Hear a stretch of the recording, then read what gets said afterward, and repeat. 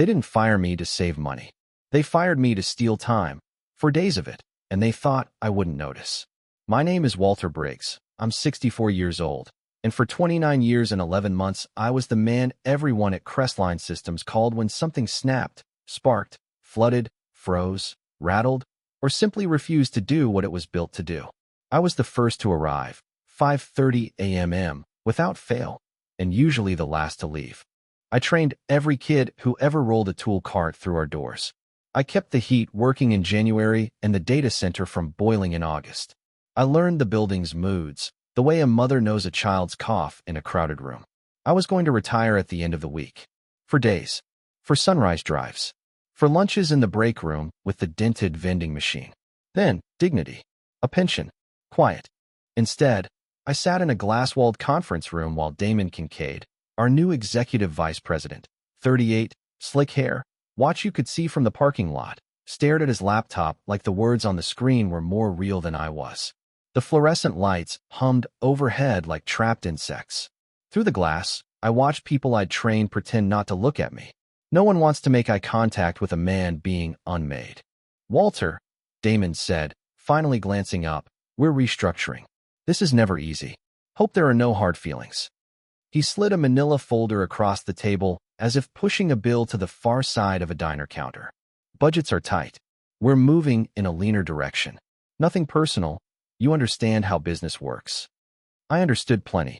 I understood that for nearly 3 decades I'd been the one keeping his business from collapsing whenever a pipe burst at midnight or a chiller coughed its last breath 10 minutes before a client tour.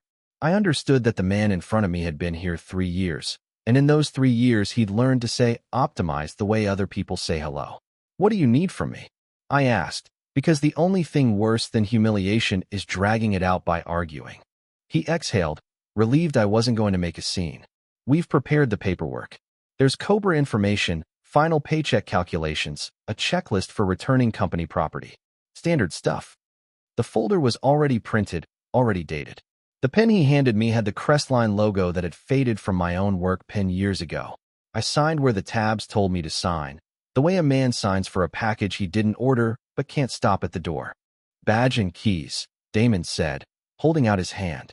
For 29 years and 11 months, my badge hung from my belt in the same spot, the plastic worn to milk glass smooth from swipes into rooms most people didn't know existed.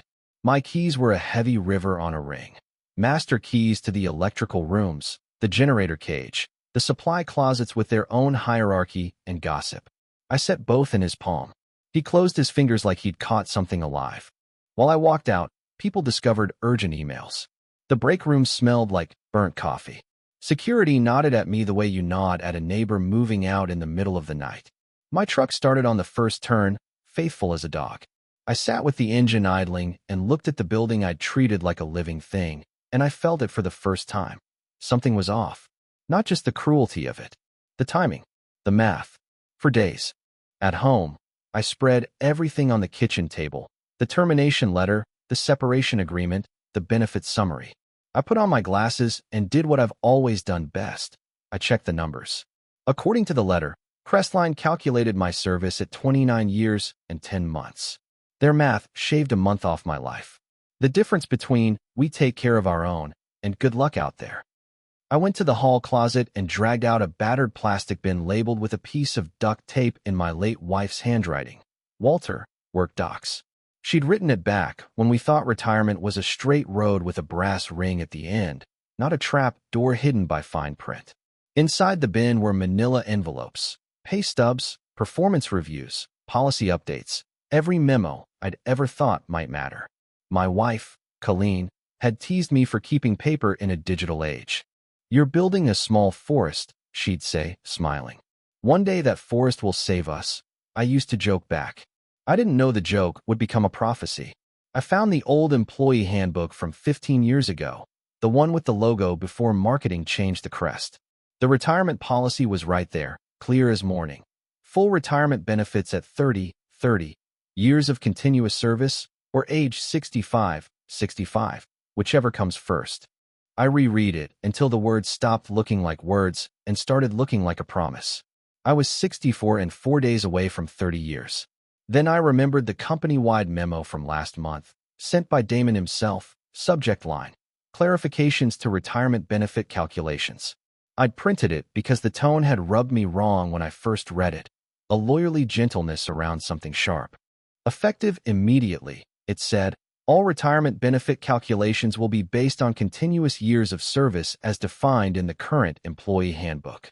Employees approaching retirement eligibility should review their service records to ensure accuracy. I spread my pay stubs across the table like shingles and checked them against the HR portal screenshots I'd saved every December. December 12th, 1995 was my start date. Not January, not February, December. 29 years and 11 months as of Friday. Not 10, 11. My hands shook in a way that had nothing to do with age. I thought about calling Damon. Then I pictured him doing what he'd done in that room, looking at his laptop while telling me I was wrong about my own life. I thought about calling a lawyer. Then I pictured legal bills with commas. I thought about doing nothing and swallowing it like men of my father's era used to swallow it. That last thought made the room go colder than the conference room had been. That's when I remembered Ruth Calder. She'd run HR at Crestline for 12 years, retiring last summer. Ruth was the kind of professional who could smile while telling you no in a way that still made you feel respected. She'd kept us honest. I'd heard she was consulting now, teaching companies how not to get sued by treating people like people. I dug out an old contact sheet. Paper, because of course, and there her number was, right where it had always been. Calling her meant admitting I needed help. But pride is for people who can afford it, and I couldn't. I dialed. Walter, she said after 2 rings, like I'd called yesterday. I wondered how long it would take you. You heard? Crestline's smaller than it thinks, she said. What happened? I told her everything, from the fluorescent hum to the missing month. She listened, the way good listeners do, quiet but active, with interruptions only for dates and exact phrases. When I finished, she asked one question. Do you have your records? All of them. Then here's what you're going to do, Ruth said. You're going to bring me everything Monday morning. You are not going to call Damon. You will not send an email to anyone at Crestline. You will not post a cryptic Facebook status about betrayal. You will let them think they've gotten away with it. Ruth, I said, I'm 4 days from vesting. If this takes months, if they fired you to prevent vesting, that's unlawful, she said. If they used email to plan it, that's wire fraud. If they did it to others, that's a scheme. But we have to prove it. Bring me paper. Bring me screenshots. Bring me your forest. Monday morning, I carried 3 bankers' boxes into Ruth's office. Pay stubs, handbooks, memos, performance reviews with exceeds expectations scrawled in manager's tidy hands. Ruth put on her glasses and went to war the way I've always gone to work, methodically. When she got to Damon's clarification memo, she smiled without humor. He put the rope in our hands, she said. Now we'll see who trips. By lunchtime, Ruth had filed an initial complaint with the Department of Labor. By late afternoon, she had a case number and the name of an investigator, Agent Marisol Vega, who asked for my documentation before I'd even finished loading Box 2 into Ruth's scanner. Tuesday morning, my phone lit with Damon's name. I let it ring to the end. He called again. I answered. Walter, he said, tone warm like we were old friends. I hear you've been talking. Let's not make this harder than it has to be. Your service record shows 29 years and 10 months. HR does not make mistakes on something like this. I started December 12th, 95, I said, because lying by omission makes my teeth itch. Our records show January 12th, 96. He made the word January sound like a door slamming. Simple math. Simple math says 4 days, I said, and then I shut my mouth because my temper has a way of trying to drive when it shouldn't.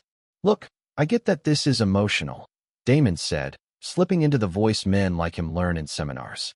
But filing complaints, that hurts you more than it hurts us. We'd be obligated to review your history. We'd hate to find issues. Are you threatening me? Walter, he said, patient as a parent with a cranky child, I'm giving you friendly advice. Go fishing. Enjoy early retirement. Let's keep things respectful. He hung up before I could answer. I stared at my phone until the screen went black and reflected my own tired face. Then I put the phone down and returned to the scanner because Ruth had told me the most important truth anyone had told me in months. Paper beats theater. Wednesday evening, Ruth called. The Department of Labor moved fast, she said. faster than I've ever seen. Walter, you're not the first. My stomach flipped. How many? 3 confirmed in the last 2 years, she said. All in their 60s. All terminated within months of vesting. All with service records corrected at the last minute. Agent Vega used the word pattern. That night, I slept like a man waiting for a storm to break. Thursday morning, I took the elevator in a federal building downtown to a conference room with a flag and a wall clock that ticked the way clocks used to tick before they learned to hum. Agent Vega and Special Agent Thomas Harmon were already seated, both younger than my daughter, both dressed like they'd been poured into sharp suits. They shook my hand the way people shake hands when they want you to feel steadied. We appreciate you coming in, Vega said. Please walk us through your employment year by year. We'll stop you as needed. I told my story. The early years, 2 buildings and a dream.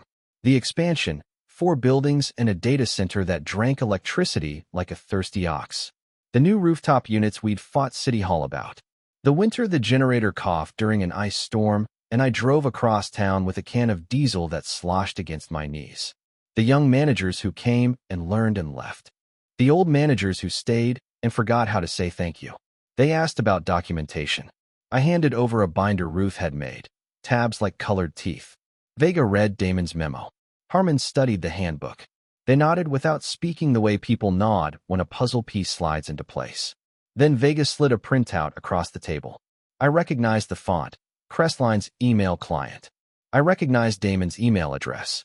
I did not recognize the language because I had not wanted to believe people wrote like this about people like me. Legacy cost. Pension drag. Q4 optimization targets. There was a table with names. Mine was one of them. Next to each name was a date and a dollar amount under the word savings.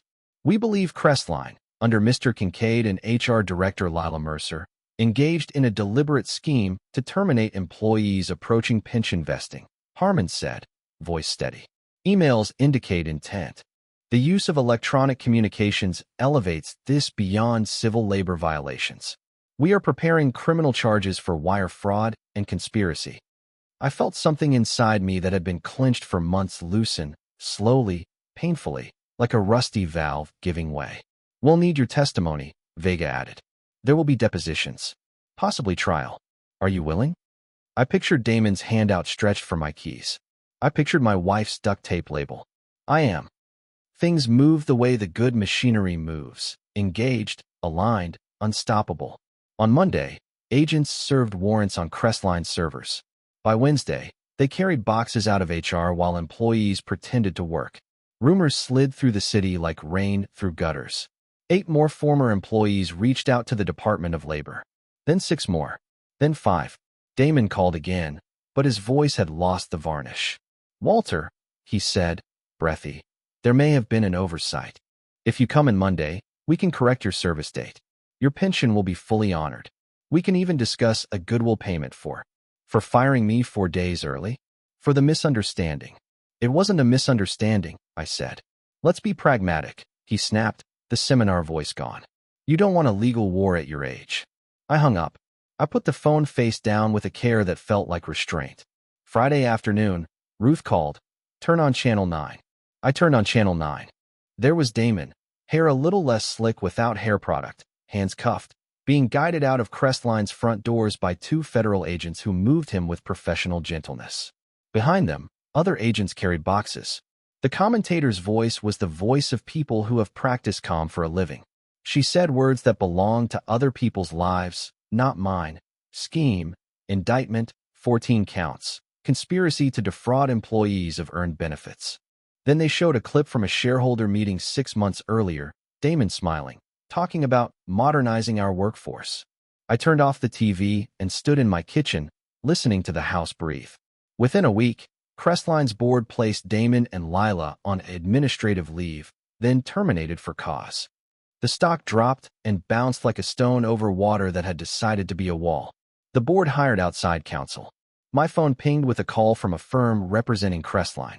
The lawyer's voice had no heat. Mr. Briggs, he said, my client is prepared to offer full reinstatement of pension benefits, lifetime health coverage per your original plan, and $50,000 in compensation for inconvenience, contingent on your agreement not to pursue further action. You want me to give up my complaint for $50,000, I said, to be sure I understood the price of my silence. Yes. Let me call you back, I said, and I called Ruth. She laughed, low and pleased. Don't you dare, she said. Walter, they're scared. This is bigger than you now. 18 other employees have contacted the Department of Labor. There will be a class action. Sit tight. Breathe. Let the machine do the grinding for once. Grinding is what it did. The class grew to 21, then 29, then 34. Some were like me, long-timers with worn hands and easy laughs who couldn't believe they had become line items under a word like savings. Some were quiet women from accounting, steady and invisible until they were erased. Some were men with shoulders that had lifted things that don't bend, who spoke softly to keep their hands from clenching. They all had dates. They all had numbers. Those numbers all ended a week, or a month, or a quarter before a benefit would have taken effect. The first hearing felt like entering a building I'd maintained from the other side of the wall. The courtroom was clean, the wood darker than ours at Crestline, the kind of dark that says money and time. Damon sat at the defense table in a suit that didn't fit as well as it used to. Lila sat beside him, pale, a neat folder in front of her. They both looked smaller than they'd looked from the top of the organizational chart. The prosecutor, calm, efficient, laid out the case the way I lay out a repair plan. Step, step, step. Emails, spreadsheets, Damon's memo, my records, Ruth's affidavit about policy. Agent Vega testified about chain of custody for the servers. Harmon displayed a slide that made the gallery exhale. Legacy employee transition strategy, a slide from a board presentation, complete with bullet points and a graph with an arrow pointing down next to the word obligations. There were names on that slide. Mine, 3 others, listed under Q4 optimization targets. The word optimization had never looked so ugly. My turn came. I don't remember crossing to the witness stand. I remember the cushion squeaking under my suit pants. I remember the oath tasting like metal. The prosecutor asked me to describe my job. I told them about the chiller that was older than some new hires. I told them about the time the generator coughed at 2 a.m., and I nursed it with a space heater and a prayer until the part arrived. I told them about training kids to wipe their boots so grit didn't wreck bearings, about the smell of ozone when a panel arcs, and you have one heartbeat to decide whether to jump or stand your ground. Then I told them about a memo that used the word continuous and a termination letter that used the word 10 months, and how those two things cannot both be true unless someone has decided numbers or suggestions. Damon's lawyer tried to make me angry. Mr. Briggs, he said, isn't it true you were no longer physically fit to climb ladders? That at your age you posed a safety risk? That Mr. Kincaid was protecting you? I passed my annual physical 2 weeks before I was terminated, I said. And safety is what you get when experienced people teach younger people how to do dangerous things slowly. Isn't it true that your performance had declined? My last review says exceeds expectations. I brought a copy. I held up a document Ruth had clipped with a green tab. The judge told me to set it on the evidence table. Damon's lawyer didn't pick it up. When it was over, I went home to a house that still smelled faintly of Colleen's lavender drawer sachets. I sat at the kitchen table where my forest had grown, and I felt something I hadn't felt since her last good day. Peace rising like warm water. Not joy, not triumph, just the absence of fear. News trickled and then poured. Damon accepted a plea. 18 months in federal prison. Lila, 6 months and probation. Crestline settled the class action before trial, the number $2. 6 million whispered through hallways and then printed in newspapers. The settlement restored every affected person's pension and health care exactly as promised, with interest. It granted damages that represented not windfalls but returned time, money for months stolen in the name of optimization. The board replaced 3 members, quietly. The new CEO sent a company-wide apology that read like a lawyer wrote it and a human edited it until it could pass for contrition. A week after the settlement, Crestline's outside counsel called me again. This time, the tone was different. Mr. Briggs, he said, the company would like to offer you a public apology at our next all-hands and invite you to speak about the importance of honoring commitments. There will be press. I'm retired, I said. I don't do all-hands. I do morning coffee and wood shavings. He tried again. Perhaps a quote for the website? I'll give you one, I said. If you can't keep your promises, stop making them. He didn't put that on the website.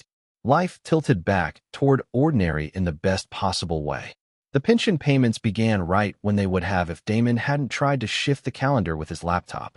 The damages sat in an account I watched with the wary affection people reserve for generous relatives. My daughter, Emily, hugged me the way kids hug when they realize their parent is mortal and still here. "I'm proud of you, Dad," she said. For once, I told her, and we both laughed harder than the joke deserved. I built things. A bookshelf for Emily's living room. Oak, dovetail joints that made my hands remember how to be young. A workbench for a neighbor who always borrowed my clamps. A birdhouse Colleen would have teased for being over-engineered. I woke up at 5 out of habit for a while, then 6, then once, glorious once, at 7:30, and I lay there counting breaths like a rich man counts coins. Every now and then I ran into someone from Crestline. The kid I trained to listen for the difference between a fan bearing and a motor bearing by sound alone, now with a beard and a mortgage, stopped me in the grocery aisle. "We didn't know," he said. "We should have. We're sorry." "It's all right," I told him. Most schemes rely on decent people being busy. A month later, I got a postcard with a picture of a lighthouse on it. The back said, in careful handwriting, "I was wrong. I'm sorry. I hope you sleep well. L.M." I set it on the mantle, not as absolution, but as evidence that people can learn if you give them enough consequences. I thought that would be the quiet end of it. But life, being life, kept offering codas. One afternoon, a reporter called. "Mr. Briggs, we're doing a series on late career layoffs and benefit denial. Could we interview you?" "No," I said, "but I'll give you one sentence. Keep everything. Keep pay stubs, memos, handbooks, emails. Keep your words polite and your records immaculate." He printed that sentence. I got a letter from a man in Ohio who taped it to his filing cabinet and a note from a woman in Arizona who handed it to her HR department when she noticed her service date suddenly adjusted. I did nothing more than nod at the mailbox and go back to sanding. When spring finally stopped pretending and arrived for real, Emily came over on a Sunday with coffee and a bag of bagels big enough to feed a firehouse. We ate in the backyard. Birds raided the feeder like happy thieves. The maple at the corner of the fence shook out new green the way hands shake crumbs from a towel. "Do you miss it?" she asked. "The work?" She nodded. "I miss the part where a thing is broken and then it isn't," I said. "I don't miss the part where people think spreadsheets are truth and bodies are negotiable." She leaned her head on my shoulder the way she used to when she was 6. "I'm glad you fought," she said. "I didn't fight," I told her, honest in a way I wish I'd learned sooner. I documented. Ruth fought. Vega fought. The law fought. I just refused to be quiet in the exact way they wanted me to be quiet. That night, after she left, I stood at the kitchen sink with my hands in warm water, looking out the window at a sky that had decided to be pink. I thought of the conference room, of Damon's palm swallowing my keys, of the old generator that groaned to life because a patient man had believed it would and had done the math right. I thought of Colleen's duct tape label. I thought of the word continuous and how it applies to more than service.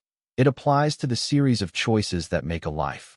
Some people, when they hear this story, want a neater revenge. They want Damon to suffer in ways reporters can't print. They want Lila to beg. They want me to stand at the front of a room with a microphone and teach a lesson in humility to an applauding crowd. That's not what happened. That's not what I wanted. My revenge was better. It was watching the system, so often stacked against people like me, do what it was designed to do because I fed it evidence instead of anger. It was my pension showing up exactly when it should have, and my mornings arriving slow, and my daughter asking for a bookshelf I had time to build right. It was knowing that, because I spoke up, 33 other people got what they were owed. It was seeing a word like optimization be forced to mean human for once. Months later, I drove past the Crestline campus on my way to the lumberyard. The buildings looked the same, glass and steel balanced like a trick. But I felt nothing sharp. No bitterness. The place had been my work, not my worth. A security guard at the gate squinted, then smiled, then waved. He'd been the one who signed my last badge out. I pulled over, rolled down the window. "How's it running?" I asked, because old habits are just love wearing overalls. "Better," he said. "New management. Fewer buzzwords." He grinned. "We miss your stories. Tell the new kids to wipe their boots," I said. "Grit ruins bearings." He laughed. I tell them. They think I'm kidding. They'll learn. At the lumberyard, I bought more oak than I needed because the future felt bigger than it had, and because wood is patient in a way people rarely are. On the way home, my phone buzzed. A number I didn't recognize. I let it go to voicemail. In the driveway, I listened. Mr. Briggs, a woman said, voice careful, respectful. My name is Nadia Chun. I'm the new HR director at Crestline. I wanted to say thank you. We've rewritten our retirement policy to make cheating impossible. We've posted service dates publicly so employees can verify them. We're trying to do right. If you're willing, I'd like to buy you coffee and ask you what else we should fix. I saved the message. I didn't call back right away. Sometimes the most generous thing you can do is give people time to prove they mean it. That evening, I carried lumber into the garage. The air smelled like sawdust and machine oil, like bread and thunder. I ran a board across the jointer and watched a thin ribbon curl away, exposing pale, clean grain beneath the rough. It's a small miracle every time. How much beauty hides beneath a millimeter of damage? You just have to take a steady hand, set the depth right, and keep pushing forward. When I finally sat down to write Nadia back, I told her the truth. Start every meeting with one question. I wrote, who gets hurt if we're wrong? Then make decisions like the answer matters. She replied with 2 words, message received. You want a tidy bow? Here it is. Damon finished his 18 months, moved to a different town, started something called a leadership consultancy, with a website full of words that mean nothing without a spine behind them. Lila did her community service at a nonprofit that helps older workers learn new software. She kept sending small checks anonymously to Crestline's Employee Relief Fund until someone found out and asked if she wanted her name on the donors list. She said no. Good. Not everything needs a plaque. As for me, I sleep. I cook too much chili and make my neighbors carry Tupperware home. I sharpen chisels more carefully than I used to. I answer emails from strangers with 10-word questions about benefits and send back 3-sentence answers about keeping records and asking for written confirmations. I write down measurements and dates. I put labels on boxes. I listen to the furnace, the way it turns over on cold nights, and when it sounds off by a hair, I know which screw to turn. If you've listened this long, maybe you're waiting for a single sentence to carry with you the next time someone in a suit tells you nothing personal while reaching for your keys. Here it is. Be decent, be calm, and keep everything. Decency keeps you human. Calm keeps you from saying the thing that will be used against you. And paper. Paper is the bridge between what they say and what is true. For days. That's all they tried to take. In the end, I got my 4 days back, plus all the mornings after, polished and quiet. I got to build the bookshelf right, slow and square, with dovetails that don't need glue to hold. And most of all, 33 people I'll never share a break room with again got what they were owed because one old man kept his records and refused to be optimized. That's not just revenge. That's restoration. And restoration, I've learned, is the only kind that lasts.